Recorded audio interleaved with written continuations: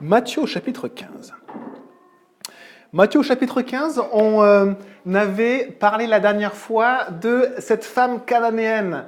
Cette femme cananéenne qui demandait un miracle à Jésus. Mais cette femme n'était pas juive, elle n'avait aucun droit. Aucun droit de demander quoi que ce soit à Jésus. Comme nous, on n'a aucun droit de demander quoi que ce soit à Jésus. Et pourtant, Jésus va guérir. Il va agir dans son cœur, il va restaurer cette femme et il va donner ce témoignage, si beau témoignage. Ô femme, ta foi est grande. Devant les juifs, devant les pieux, devant les vrais de vrais, il va dire, cette étrangère qui n'a aucun droit, sa foi est grande et plus grande que beaucoup qui écoutaient Jésus. Et puis on va continuer dans Matthieu au chapitre 15. La suite de Matthieu. Je vais vous dire le verset tout de suite.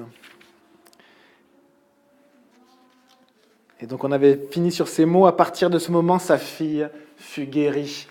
Jésus a guéri la fille de cette femme cananéenne. Et on continue au chapitre 15 et au verset 29.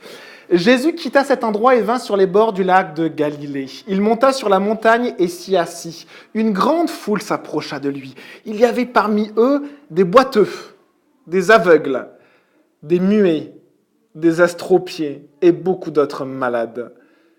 On les amena aux pieds de Jésus et il les guérit. De sorte que la foule était émerveillée de voir les muets parler, les astropiés être guéris, les boiteux marcher, les aveugles voir et elles célébrer la gloire du Dieu d'Israël. Des foules avaient déjà suivi Jésus. On le voit puisqu'on a vu, si vous vous en souvenez, ces foules de 5000 hommes, il est dit dans la parole, 5000 hommes, peut-être 8000 à 10 000 personnes, une grande foule qui avait suivi Jésus. Et on se souvient peut-être de comment Jésus s'en était occupé. Mais regardez la suite de ces versets. Au verset 32, Jésus appela ses disciples et leur dit « Je suis rempli de compassion pour cette foule. » Mais c'est une autre foule. « Car voilà 3 jours qu'ils sont près de moi et ils n'ont rien à manger. Je ne veux pas les renvoyer à jeun, de peur que les forces ne leur manquent en chemin. » Les disciples lui dirent « Comment nous procurer dans cet endroit désert assez de pain pour rassasier une si grande foule ?» Jésus leur demanda « Combien avez-vous de pain ?» « 7, répondirent-ils, et quelques petits poissons. » L'histoire se répète. Alors il fit asseoir la foule par terre. Il prit les 7 pains et les poissons, et après avoir remercié Dieu, il les rompit et les donna à ses disciples qui les distribuèrent à la foule. Si peu de pain, si peu de poissons. Et tous mangèrent. Tous furent rassasiés. Et l'on apporta 7 corbeilles pleines des morceaux qui restaient. C'est-à-dire qu'on apporta des restes. Ceux qui avaient mangé étaient 4000 hommes, sans compter les femmes et les enfants. Encore une si grande foule. Et on voit que des foules avaient déjà suivi Jésus. Jésus s'était déjà occupé des foules. Dans le chapitre précédent, on l'avait vu avec la foule de 5000 hommes qu'il avait suivi. Et si vous vous en souvenez, quelle avait été la réaction de Jésus face à cette première foule ?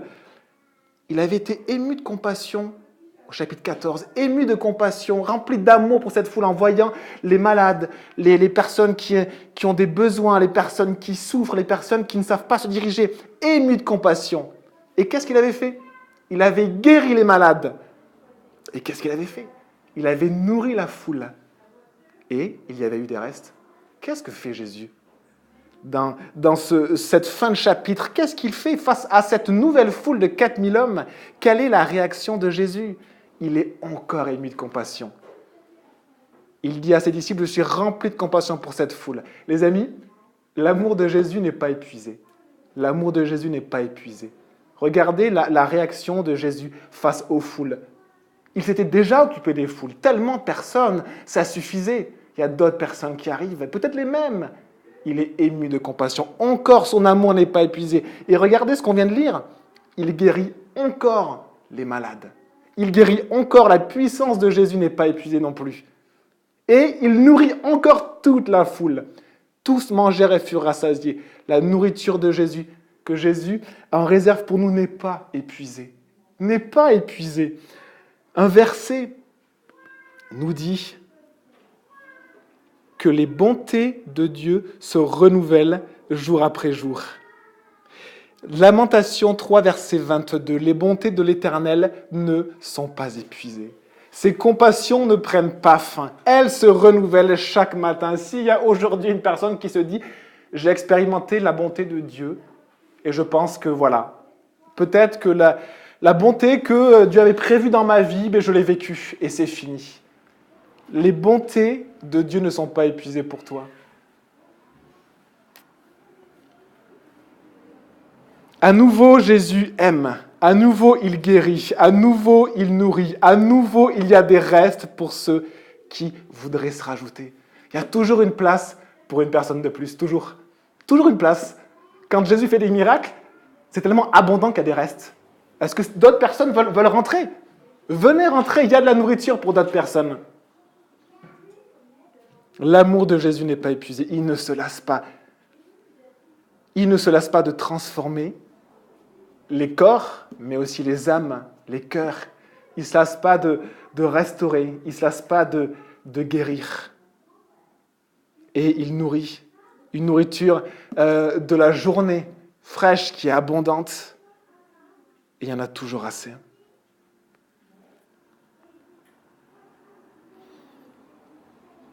Le verset de Lamentation que je viens de lire nous dit à la fin que ta fidélité est grande, Seigneur.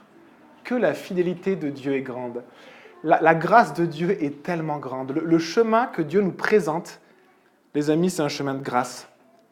C'est un chemin de grâce où Dieu a prévu des bontés pour nous.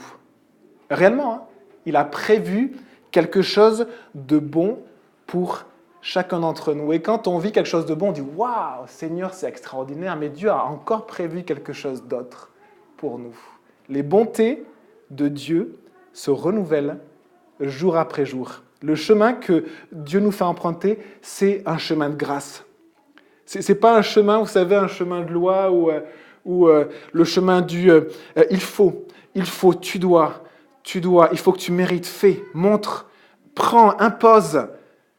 Mais un chemin où Dieu te dit tu es libéré, tu es pardonné, tu es lavé, tu es sanctifié, tu es racheté. C'est moi qui te nourris, c'est Dieu qui te nourrit. C'est Dieu qui te rend capable. C'est Dieu qui met en toi le vouloir et le faire. Et cela ne s'épuise pas. Par la puissance de Dieu, par la puissance du Saint-Esprit, que la fidélité de Dieu est grande. Que la fidélité de Dieu est grande. Que son chemin de grâce est bon. Et après avoir parlé des bontés de Dieu qui se renouvellent, on voit la grâce de Jésus incroyable pour les foules. On va voir au chapitre 16. Après avoir vu un peu ce qui se passe dans le ciel, dans le royaume de Dieu, on retourne très vite sur la terre, on va remettre très vite les pieds sur terre. On voit le royaume de Dieu avec Jésus qui agit avec sa grâce, son amour, il guérit, il nourrit. Et puis chapitre 16, à nouveau le royaume des hommes, un peu dur, on remet vite les pieds sur terre et on va lire ensemble ceci. Donc ensuite, Jésus renvoie les foules, il monte dans la barque et il se rend dans la région qui est appelée Magdala. Alors, au chapitre 16, on lit. Les pharisiens et les sadducéens abordèrent Jésus et, pour le mettre à l'épreuve, lui demandèrent de leur faire voir un signe venant du ciel. Jésus leur répondit, « Le soir, vous dites, il fera beau car le ciel est rouge. Et le matin, il y aura de l'orage aujourd'hui car le ciel est d'un rouge sombre. Hypocrite. Vous savez discerner l'aspect du ciel et vous ne pouvez pas discerner les signes des temps. Une génération mauvaise et adultère réclame un signe. Il ne lui sera pas donné d'autre signe que celui de Jonas le prophète. » Puis il les quitta et s'en alla.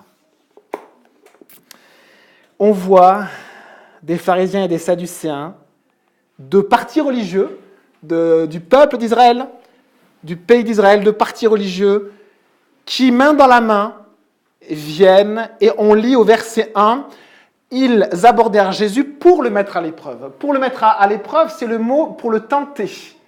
La tentation, elle sert à quoi? Quand on est tenté, en fait, pourquoi le diable nous tente? C'est pour nous faire tomber. La tentation sert à faire tomber. Ces gens-là viennent à Jésus et leur but, c'est de faire tomber Jésus. C'est de piéger Jésus. Ces deux partis religieux et aussi, qui deviennent aussi politiques, s'opposent depuis toujours.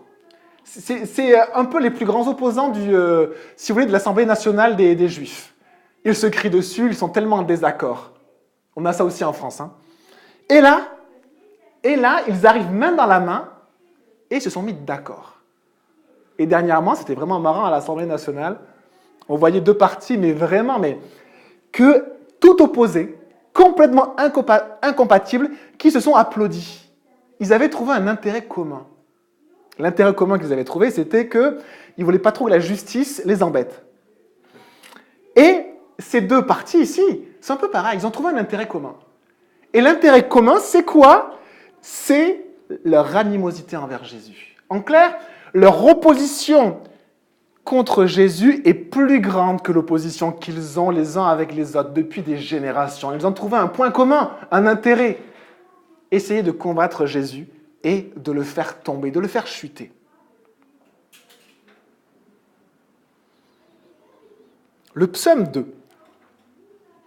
Le psaume 2 nous donne ces deux versets. Incroyable.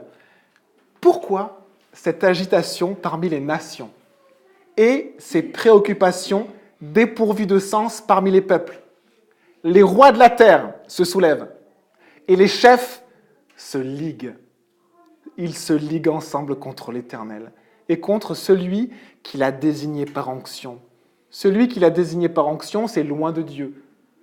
C'est le roi de Dieu, c'est Jésus. Le psaume 2 nous parle du serviteur de Dieu, de celui qui vient de Dieu, de Jésus. Et le psaume annonce, oui, c'est vrai.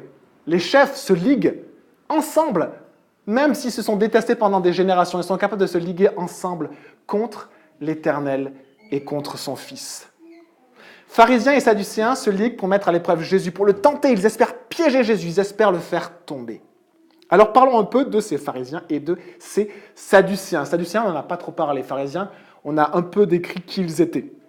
Alors ce qui est intéressant, c'est que ces deux partis trouvent leur origine bien avant, dans l'époque que l'on appelle après l'exil. Le peuple d'Israël a eu des rois et a désobéi à Dieu génération après génération. Et Dieu a dit à son peuple de faire attention, de revenir à lui. Et le peuple, constamment, s'est détourné de Dieu. Alors Dieu a envoyé des ennemis qui vont déporter le peuple pendant des dizaines d'années. Et puis le peuple, par la grâce de Dieu, va pouvoir revenir, mais ils n'ont plus de roi. Et c'est après cet exil-là. Et après cet exil-là, on voit qu'il n'y avait pas de roi, il y avait juste des sacrificateurs, les prêtres du temple, qui avaient simplement la parole de Dieu et qui enseignaient le peuple. Plus de roi. Et les pharisiens et les sadducéens tirent leur origine de cette époque-là. Ils se formeront en partis religieux bien après, d'ailleurs au même moment les deux. Les pharisiens, eux, ont voulu se garder de l'impureté extérieure. Face aux cultures païennes autour d'eux, face à l'impureté que l'on peut contracter autour de soi, on l'avait vu, ils ont voulu vraiment appliquer la parole de Dieu à la lettre. Chaque mot, chaque symbole, chaque iota, ils voulaient vraiment appliquer la parole de Dieu avec exactitude, tellement qu'ils sont allés tellement loin. Ils ont voulu, en plus d'appliquer la loi, appliquer aussi ce que leurs ancêtres enseignaient sur la loi. Et du coup, ils ont ajouté à la parole d'autres lois pour être encore plus purs, encore plus pieux. Les ancêtres des pharisiens, ce sont les Hassidim, qui signifie les pieux. On a des pieux qui veulent vraiment servir Dieu, qui rajoutent loi sur loi. Et ensuite, on a de l'autre côté les Sadducéens. Les Sadducéens, vous allez voir que c'est un parti qui n'a rien à voir avec les pharisiens. Et on va comprendre comment ils n'ont rien de compatible les uns avec les autres. Les Sadducéens, c'est le parti des prêtres. En fait, il contenait des membres des sacrificateurs, des grands sacrificateurs, c'est-à-dire les prêtres, les grands prêtres, le haut clergé, l'élite sacerdotale. Au temps du retour de l'exil, il n'y avait plus de roi, et c'est donc le grand prêtre qui devait s'occuper de diriger le peuple au niveau religieux, mais c'était le seul intermédiaire aussi avec l'Empire.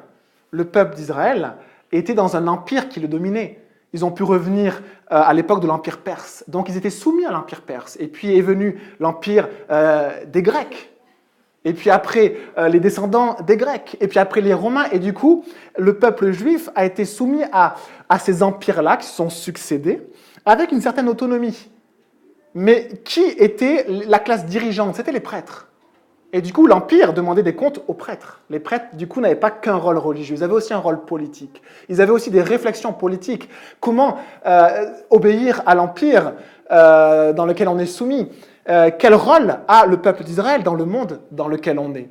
Et ils vont développer toute une forme de réflexion, une philosophie sur le rôle de leur religion, le rôle du peuple. Ils vont être extrêmement rationalistes. Ils vont imprégner leur vision de Dieu, génération après génération, ça se fait vraiment dans le temps. Mais ils vont imprégner leur vision de Dieu et aussi la vision de la parole de Dieu. Avec leur réflexion, leur raisonnement, leur rationalisme et leur philosophie. Ils vont se revendiquer de la lignée des sacrificateurs. Et ce qui est vraiment étrange, c'est que quand on voit leur considération de la parole de Dieu et de Dieu, on se dit, mais est-ce que vraiment ils étaient croyants? Est-ce qu'ils croyaient vraiment en Dieu? Et pourtant, eux, vraiment se revendiquent de la vraie lignée. Ils revendiquent d'être de la vraie religion. Puisqu'il y a la succession des sacrificateurs. Il y a ce lien-là et on en fait partie. Et comme ils disaient cela, depuis le sacrificateur Esdras, ils vont dire aux pharisiens, ce que vous avez fait, c'est que vous avez ajouté des choses. On n'est pas forcément contre ça. Et du coup, ils vont dire, les traditions orales, c'est quelque chose de supplémentaire. Donc ça ne vient pas de Dieu. Mais ils vont aller tellement loin. Ils vont dire aussi, les livres après le Pentateuque, après les livres de Moïse, après les 5 premiers livres de la Bible, ça a été ajouté aussi. Donc ils vont supprimer tout le reste de la parole de Dieu. Ils vont dire, il n'y a que le Pentateuque qui a autorité. Et également, ils vont rejeter toutes ou beaucoup de doctrines sur, par exemple, la résurrection. Le fait que notre âme est immortelle. Quand on meurt, l'âme ne meurt pas. Elle reste et elle attend d'ailleurs le jugement de Dieu. Et du coup, on voit que ces gens qui se revendiquent, l'élite, les bien-pensants, les intellectuels, les philosophes de ce peuple juif, se revendiquent de la vraie religion, mais ils ont pris tellement de recul sur la parole de Dieu qu'ils en ont carrément enlevé l'autorité. Ils ne croient même pas à l'immortalité de l'âme. Alors, est-ce qu'ils peuvent croire au jugement de Dieu? Est-ce qu'ils peuvent croire à l'enfer et au paradis? Probablement pas. Ils ne croyaient pas aux anges, ils ne croyaient pas aux démons, ils ne croyaient pas à l'existence de Satan. Ils voient Jésus chasser des démons. Non, ils ne croient pas, c'est autre chose. C'est autre chose. Ces personnes-là, les Sadducéens, étaient vraiment devenus ce qu'on appelle des libéraux. C'est-à-dire une manière extrêmement philosophique et rationnelle de considérer la parole de Dieu et finalement d'extirper tout ce qui est spirituel. Je lisais un petit peu la description des Sadducéens, je me disais, mais qu'est-ce qu'il y a de spirituel là-dedans? Ce sont des beaux philosophes, des beaux dirigeants. C'est un peu triste de voir ça. Également, ils avaient une vision qu'ils appellent universaliste pour le peuple juif et sa religion. Ils se disaient, mais il ne faut pas, comme les pharisiens, fermer le peuple à l'extérieur, à l'influence de l'extérieur. Il faut que la religion soit ouverte à l'extérieur. Il faut que la religion puisse englober un maximum de personnes. Les valeurs du monde ne sont pas forcément mauvaises. On peut les concilier avec les valeurs de Dieu. Je ne sais pas si ça vous fait penser à des choses, à ce qu'on voit autour de nous, mais c'est surprenant comment on voit ces pharisiens qui, génération en génération, sont devenus libéraux, et on voit la même chose autour de nous. Les Sadducéens avaient enlevé le spirituel, ils avaient remplacé ça par du rationalisme, de la philosophie, leur raisonnement, leur propre raisonnement. Et on avait ces Sadducéens qui étaient d'un côté, puis on avait aussi les pharisiens. Et les pharisiens, eux, vous voyez que c'est complètement différent. Eux, ils recherchaient le spirituel à fond, mais de la mauvaise manière. Ils le faisaient par leur propre force et leur propre mérite. Donc d'un côté, on a des libéraux, les sadducéens, qui ne croient même pas que l'enfer existe, que le paradis existe, ni Satan, ni la résurrection, et qui ont remis en question depuis longtemps l'autorité de la parole de Dieu. Est-ce que Abraham existe? Tout ça, finalement, il faut prendre du recul sur ça.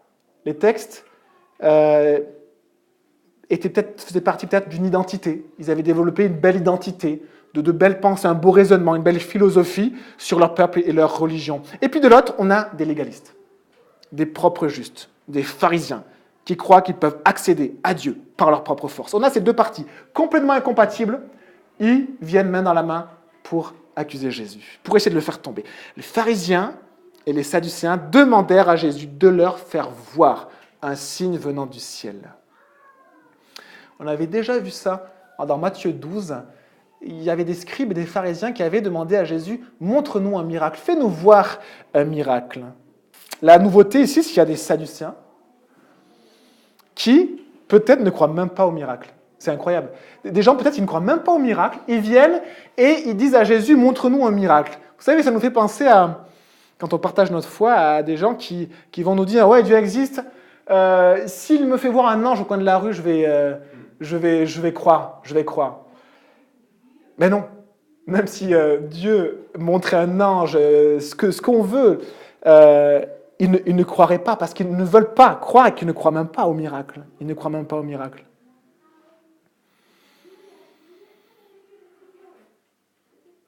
Le mot signe ici peut être aussi vu comme un présage. La différence avec Matthieu 12, c'est que là, ce n'est pas forcément que le miraculeux. C'est aussi un signe, peut-être un miracle, mais peut-être un événement aussi, un événement qui montrerait un signe du ciel, mais qui montre que tu viens de Dieu, que tu es vraiment le prophète que tu dis, le serviteur de Dieu que tu dis. Montre-nous quelque chose qui montre que tu viens de Dieu. Et Jésus va leur répondre, mais hypocrite, mais vous êtes tellement hypocrite. Tellement hypocrite. Et Jésus va leur dire ça. Il va leur dire, mais le soir, vous dites, il fera beau car le ciel est rouge et le matin, il y aura de l'orage aujourd'hui car le ciel est d'un rouge sombre. J'ai voulu vous faire un petit moment de bulletin météo, mais je l'ai effacé au dernier moment, désolé. Parce que mes grands-parents me le disaient, et c'est assez connu. Le soir, si le coucher de soleil est rouge, c'est de bon augure. C'est un signe qui montre que le lendemain, il fera sûrement beau. Par contre, le matin, si le ciel est rouge, souvent d'un rouge sombre, ça signifie que sûrement la pluie va venir, le mauvais temps va venir. Et les gens savaient cela. Pourquoi? Parce qu'ils l'avaient observé. Ils avaient observé depuis des générations les signes de la météo, les signes du ciel. Et ils en tenaient compte. Tout le monde en tient compte. Les agriculteurs, depuis la nuit des temps, tiennent compte des signes du ciel qu'ils peuvent observer. Les sadducéens et puis les pharisiens connaissaient ces signes très très simples, et ils en tenaient compte. Jésus leur dit, vous savez discerner l'aspect du ciel, et vous en tenez compte. Comment ne pouvez-vous pas discerner les signes des temps? Et il va dire, hypocrite. Et là, Jésus ne parle pas avec méchanceté, il dit juste la vérité. C'est la vérité. Il dit, mais vous êtes tellement hypocrite. Vous tenez compte du ciel rouge le soir, du ciel rouge le matin. Et vous ne voulez pas tenir compte des signes tellement nombreux qui annoncent la venue du Messie. Ce que vous faites avec le ciel, vous refusez de le faire à mon sujet. Vous regardez le ciel et vous tenez compte des signes. Pourquoi est-ce que vous ne sondez pas les Écritures? Parce qu'elles rendent témoignage de Jésus. Vous dites, rien de bon ne sort de Nazareth. Non, Jésus vient de Nazareth, rien de bon ne peut sortir de Nazareth. Donc Jésus ne peut pas venir de Dieu. Vous dites cela sans avoir recherché le lieu de naissance de Jésus. Pourquoi n'êtes-vous pas allé rechercher d'où est-ce que Jésus vient? Est-ce que vous lui avez demandé? C'est compliqué de demander à Jésus d'où est-ce que tu viens. Ou aller voir ses parents. Quel est le lieu de naissance de Jésus? Et vous auriez vu qu'il est né de Bethléem. Que dit la parole de Dieu? Elle dit que le Messie viendra de Bethléem. Vous dites, Jésus est un enfant illégitime. On trouve des paroles vraiment outrageuses sur Jésus dans le Talmud. Ils traitent littéralement Jésus, excusez-moi du mot, de bâtard, c'est-à-dire d'enfant illégitime, enfant conçu dans le péché. Et ils avaient même un terme bien à eux et bien outrageux pour désigner cela. Vous dites Jésus est un enfant illégitime. On sait que les circonstances de sa naissance sont bien trop louches pour être intègres et pures. Et Jésus vient et nous dit qu'il vient de Dieu, et vous l'insultez, vous le traitez à voix basse pour que le peuple, parce que le peuple aimait Jésus, ne vous entende pas, vous le traitez de bâtard, de fils du péché. Vous dites cela sans avoir recherché avec soin les témoignages de sa naissance. Hypocrite, vous êtes intéressé par les témoignages du ciel, mais vous refusez les témoignages qui entourent la naissance de Jésus. Êtes-vous allé voir ses parents? Êtes-vous allé voir les voisins de ses parents? Êtes-vous allé voir les bergers qui sont allés adorer Jésus? Il y avait des témoignages sur la naissance de Jésus. Êtes-vous allé dans les Écritures? Vous savez très bien, vous les connaissez par cœur. Les pharisiens les connaissaient par cœur, cette Écriture. La Vierge enfantera un fils. Dieu avait annoncé, des siècles avant, qu'une femme vierge allait avoir un fils sans relation sexuelle. C'était un signe que le Messie allait venir, que c'était le Messie. Vous connaissez cette parole et vous la refusez et vous m'insultez.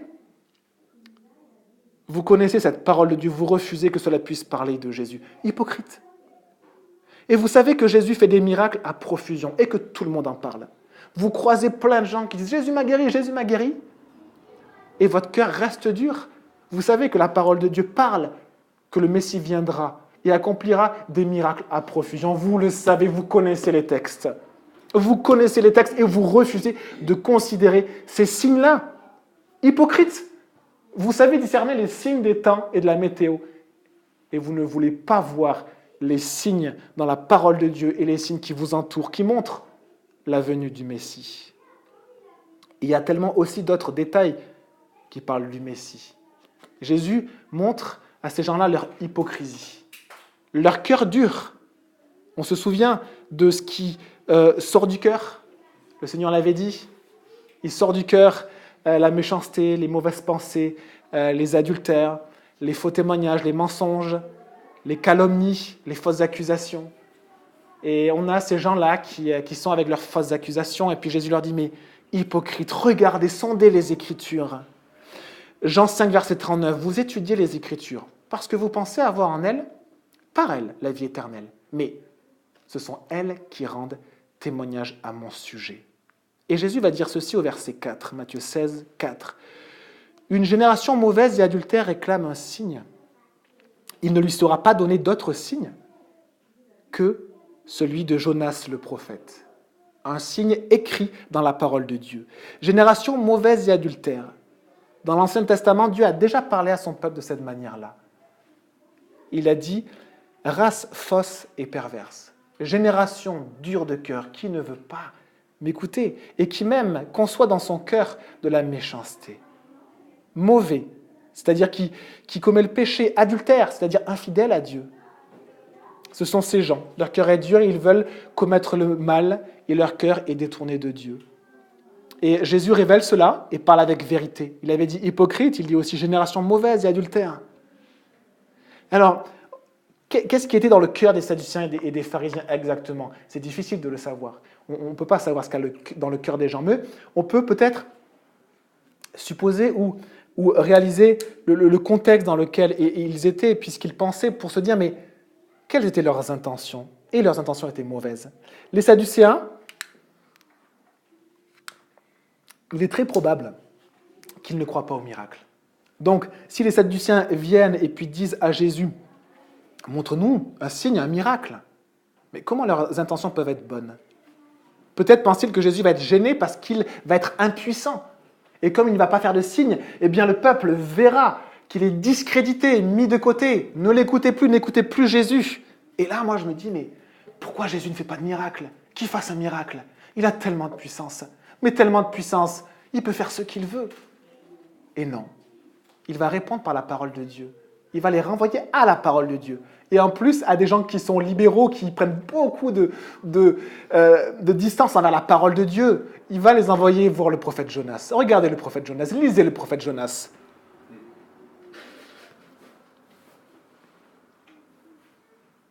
Mais Jésus ne fait pas de miracles, il ne répond pas à leurs attentes. Et les amis, les miracles ne suscitent pas forcément la foi. Hein. Et moi, j'ai envie même de dire que le miracle ne suscite pas la foi. Le Saint-Esprit suscite la foi dans les cœurs, il travaille dans les cœurs. Mais le miracle, non. Jean 6, 44. Nul ne peut venir à moi si le Père qui m'a envoyé ne l'attire. Pas s'il voit un miracle, mais si le Père ne l'attire. On a, dans Luc 16, on a une parabole de Jésus qui parle d'un riche. Un riche qui, toute sa vie, va mépriser Dieu, mépriser les hommes. Et à côté de lui va vivre un pauvre homme qui s'appelle Lazare. Il va subir le mépris de cet homme. Mais le pauvre homme croyait en Dieu. L'homme riche méprisait Dieu. Et à un moment donné, l'un et l'autre meurent. Et le riche se retrouve dans un endroit insupportable. Le mot c'est insupportable dans la Bible. Un endroit de souffrance. Et là, il dit, mais qu'est-ce que j'ai fait? Il faut avertir les autres. Et du coup, dans la parabole, il peut parler à Abraham. Et du coup, il dit à Abraham, mais Abraham, dis à Dieu de ressusciter Lazare, qu'il puisse les avertir. Et Abraham répond en disant, mais ils ont déjà la parole de Dieu. Ils ont déjà Moïse et les prophètes. Mais tout est marqué là-dedans. Ils n'ont pas besoin d'autre chose. Et il insiste, il dit, mais non, cet endroit est insupportable. Il faut qu'ils sachent. Ressuscite-le. S'ils voient quelqu'un ressuscité, ils vont croire. Et Abraham dit, non, s'ils ne croient pas en la parole de Dieu, même si je ressuscitais quelqu'un, ils ne croiraient pas. Et on voit ces Sadducéens qui sont incrédules. Mais incrédules, c'est pas je ne crois pas, mais j'attends de voir. Il y en a beaucoup autour de nous qui sont comme ça. Je ne crois pas, effectivement, mais parle-moi un peu plus de Dieu. Non, ce n'est pas ça. Je ne crois pas, mais je ne veux pas croire. Même s'il y avait un miracle, mes yeux seront fermés, mon cœur sera fermé. L'incrédulité, le cœur tellement dur des Sadducéens. Jésus est face à eux, et on pourrait dire, mais il pourrait tellement leur montrer qu'il est le roi. Il ne le fait pas. Il continue à laisser la possibilité à ces gens-là d'aller à la parole de Dieu et de croire. Il continue d'agir par grâce et d'être disponible. La grâce est encore disponible pour ces gens durs de cœur. Il les renvoie en disant, mais sondez les Écritures. Sondez les Écritures. Passons maintenant au cas des pharisiens. Qu'est-ce qu'il y avait dans la tête de ces pharisiens? Ce qui est sûr, c'est qu'il n'y avait pas la même chose dans les têtes des uns et des autres, parce qu'ils étaient tellement différents, ils se détestaient. Ils se détestaient, ils ne pouvaient pas se voir, et là ils sont ensemble, les meilleurs amis du monde, pour essayer de faire chuter Jésus. J'ai lu dans un commentaire quelque chose d'intéressant sur un texte de l'Ancien Testament. Et il est très possible que les pharisiens aient vraiment ce texte à l'esprit, parce que les pharisiens étaient les champions. Ils connaissaient la parole de Dieu de l'Ancien Testament par cœur à la lettre. Regardez, je vous lis ce texte. Deutéronome 13, verset 2 nous dit « Si un prophète ou un visionnaire, un faiseur de rêve, vous savez, il y a beaucoup de gens qui disent « j'ai fait un rêve, écoute-moi. » Ok, très bien, tu as fait un rêve, ok. Si un prophète ou un faiseur de rêve se lève au milieu de toi et t'annonce un signe ou un prodige, et qu'il y ait accomplissement du signe ou du prodige, waouh, il faut le suivre, on lui donne tout notre argent. Non. Dont il t'a parlé, tout en t'invitant à suivre d'autres dieux. Il faut peut-être écouter cette personne. Si cette personne t'indique un prodige, le prodige se produit, mais qu'il t'invite à suivre d'autres dieux, des dieux que tu ne connais pas, et qui t'invite à les servir. À la fin du passage, le texte dit « Ce prophète ou ce faiseur de rêve sera puni de mort, car il a parlé de révolte contre l'Éternel, votre Dieu. Il a voulu te détourner de la voie dans laquelle l'Éternel, ton Dieu, t'a ordonné de marcher. Tu enlèveras ainsi le mal du milieu de toi. » Et là, on peut se dire, mais ce n'est pas du tout Jésus. Est-ce que Jésus a indiqué d'adorer des idoles, d'adorer d'autres dieux? Mais jamais il centrait tout sur Dieu, sur son Père. Non, mais dans le texte, il est marqué ceci aussi. Les pharisiens le savaient très bien. C'est l'Éternel, votre Dieu, que vous suivrez, et c'est lui que vous craindrez. Là, tout le monde est d'accord. Ce sont ses commandements que vous respecterez, c'est à lui que vous obéirez. Et on voit que le faux prophète a voulu détourner de la voie de Dieu. Les pharisiens accusaient Jésus de détourner le peuple des voies de Dieu. Ils accusaient Jésus d'enseigner des mauvaises choses, de le détourner de la parole de Dieu. Pourquoi? Parce qu'il avait pris des libertés, selon eux, sur le sabbat. On s'en souvient, les pharisiens étaient venus et puis ils avaient accusé Jésus sur le sabbat. Pourquoi? Tes disciples font ça. Ce n'est pas permis un jour de sabbat.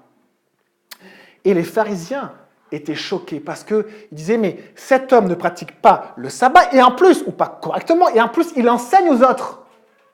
C'est un faux prophète. Et là, on voit ce qui peut naître dans la tête de ces pharisiens. Si Jésus fait un signe, comme il enseigne le peuple à se détourner de Dieu, pour les pharisiens, c'est ça. C'est un faux prophète. Regardez, il fait un signe et il détourne le peuple. Il détourne le peuple de la loi. Il doit mourir. Et il faut être bigrement tordu pour penser ça. Mais quand j'ai lu ces textes, je me suis dit, mais oui, malheureusement, ça correspond bien au cœur de l'homme. C'est très tordu, mais la Bible nous dit que le cœur de l'homme est tellement tordu, tellement tortueux, tellement tortueux. Alors, en réalisant un peu cela, j'étais accablé par la méchanceté des pharisiens et des sadduciens. Et je me disais, mais pourquoi Jésus ? Jésus fait un miracle. Allez, juste pour les faire taire. Fait un miracle, et puis ils ne peuvent rien dire. Et ils voient que tu es le Fils de Dieu. Que tu viens en plus pour mourir pour les hommes. Mais Jésus répond à ces attaques avec vérité. Vous avez vu la vérité de Jésus. Il dit la vérité. Vous êtes hypocrite. Vous êtes en plus méchant, il y a de la méchanceté dans votre cœur. Et infidèle. Vous dites que vous servez Dieu, vous êtes infidèle à Dieu. Mais il leur laisse encore la possibilité de venir à lui. Dans Luc 16, dans la parabole que je vous ai décrite, il est dit, s'ils n'écoutent pas Moïse et les prophètes, ils ne se laisseront pas persuader, même si quelqu'un ressuscite. Et qu'est-ce que fait Jésus ? Il les renvoie à la parole de Dieu. Il les renvoie à la parole de Dieu. Là, remettez en question votre incrédulité. Remettez en question les barrières que vous avez, les raisonnements que vous avez. Écoutez Dieu. Il est encore temps. Il est encore temps. Une génération mauvaise et adultère réclame un signe. Il ne lui sera pas donné d'autre signe que celui de Jonas. Face à ce cœur dur de l'homme, mauvais, adultère, ce cœur double, hypocrite et orgueilleux, Jésus continue à prêcher les pharisiens et les sadducéens. Il aurait pu simplement vous dire, écoutez, taisez-vous, taisez-vous. Non, il va enseigner les pharisiens. Regardez, on peut prendre ce texte ensemble, dans 1 Corinthiens chapitre 1.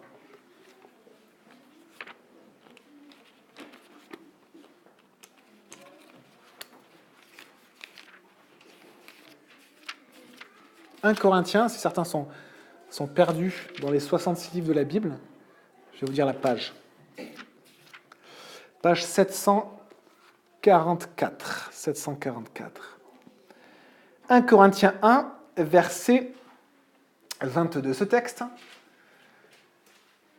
on a l'impression qu'il parle des pharisiens et des sadduciens. C'est Paul qui enseigne. Et il dit, au verset 22, « Les Juifs demandent un signe miraculeux. » Jésus fait des miracles. Un signe, montre-nous que tu viens de Dieu. Ça ressemble bien aux pharisiens. On continue. Et les Grecs recherchent la sagesse. Ça ressemble bien aux sadducéens aussi. Raisonnement, philosophie, sagesse. Mais qu'est-ce que fait Jésus et qu'est-ce que fait Paul ? Regardez ce verset 23. Or nous, les fous de chrétiens, nous prêchons un Messie crucifié. Jésus ici, on va le voir, continue à prêcher un Messie crucifié qui va mourir. Pourquoi ? Parce que Jonas a été englouti par un poisson, c'est un miracle. Pendant 3 jours et 3 nuits. Il va être dans ce ventre, peut-être que Dieu a mis une bulle d'air, je ne sais pas.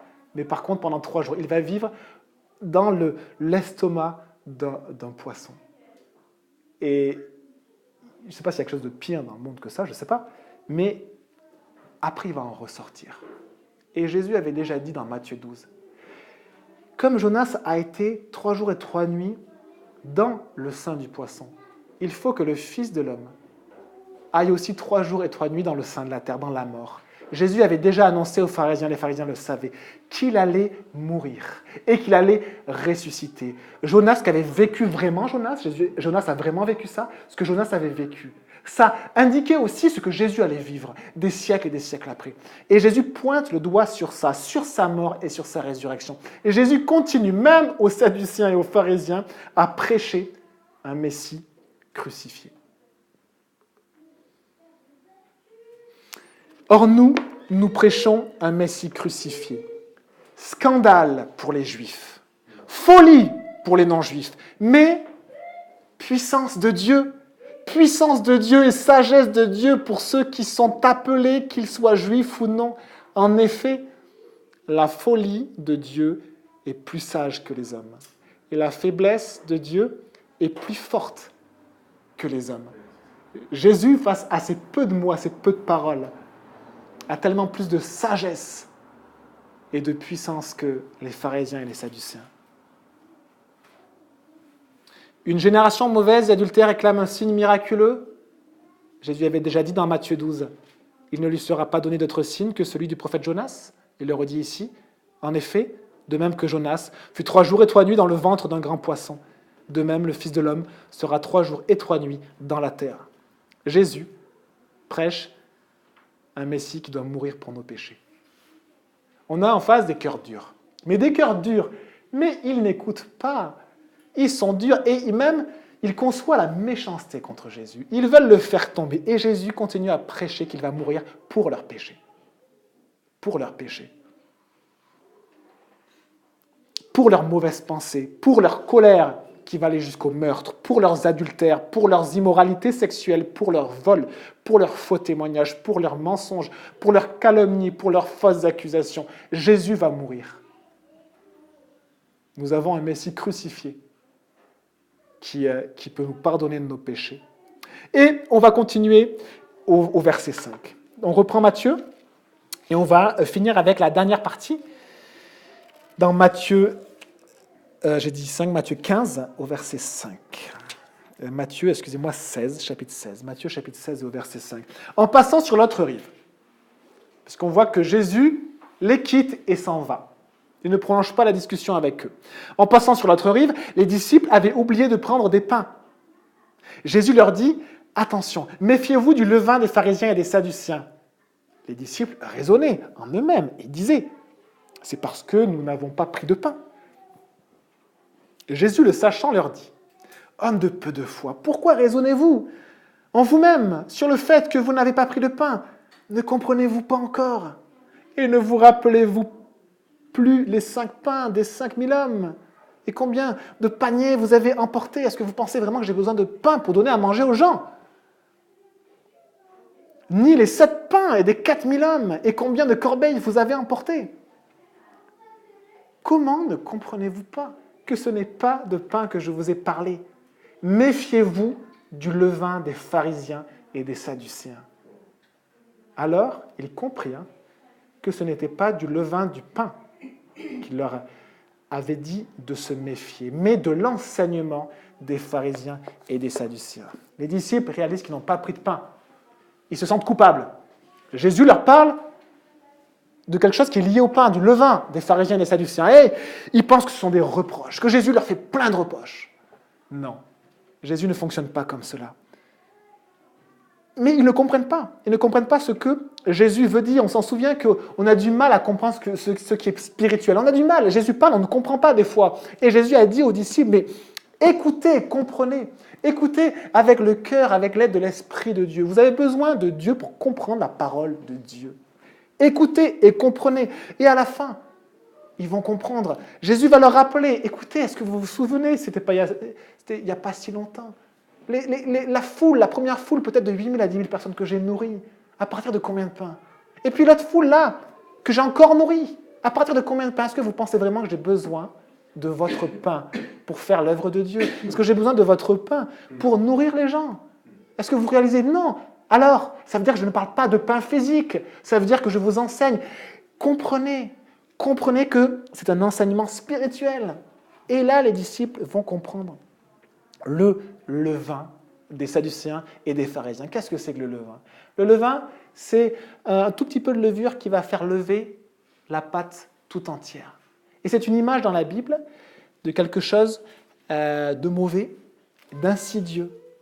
La parole nous dit qu'un peu de levain fait lever toute la pâte. Ça veut dire quoi? Il en suffit d'un tout petit peu pour que tout soit impacté et tout soit influencé.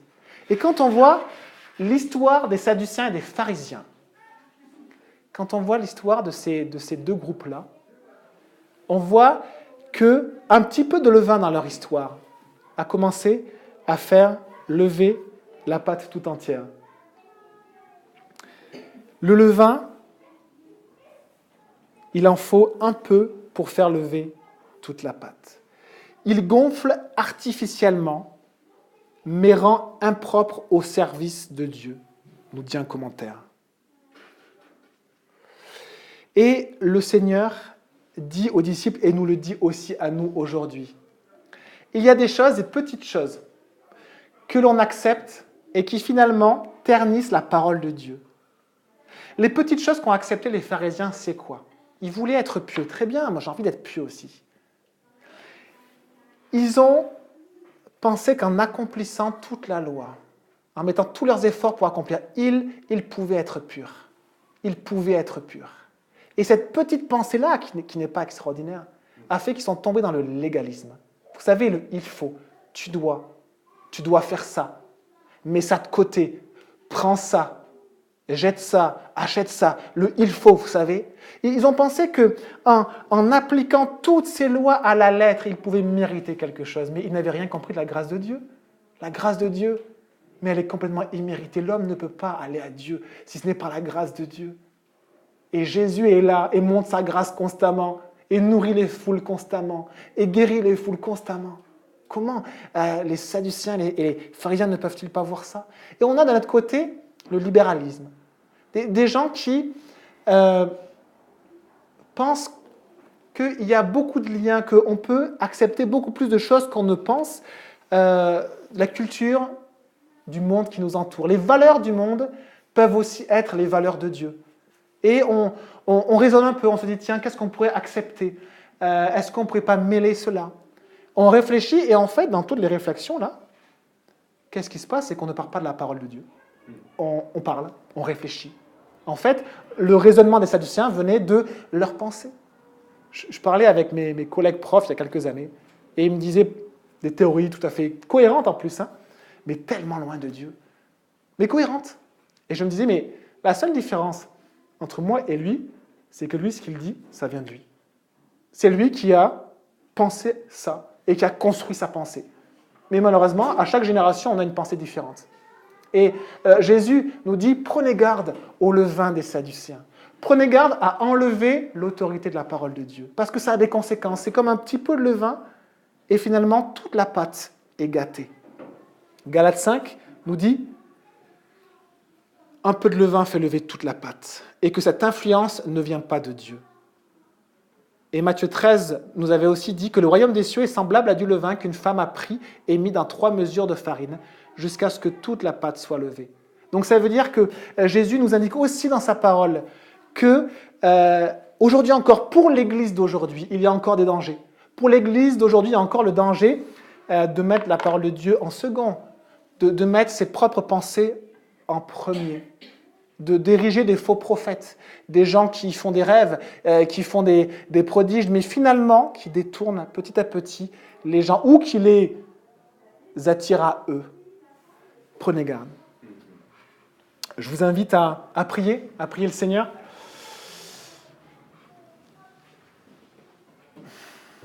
Seigneur Dieu, on veut te remercier pour ta parole. Ta parole, elle est vaste, effectivement. Tous ces livres que tu as chéris, que tu as protégés pendant des siècles pour qu'ils arrivent jusqu'à nous. Merci Seigneur. Merci pour ta parole, la parole de Dieu qui vient du ciel. Qui vient du ciel. Merci Seigneur pour ta parole. Qu'on puisse remettre en question, Seigneur, peut-être l'autorité de la parole dans nos cœurs. Qu'elle puisse être vraiment l'autorité de nos vies, qu'on puisse avoir cette simplicité de se dire mais qu'est-ce que dit Dieu? Et d'ouvrir la Bible, d'ouvrir la parole de Dieu. Mais que tu nous apprennes, Jésus, vraiment ce que tu apprenais aux foules et aux pharisiens et aux sadduciens. Que ton chemin est un chemin de grâce.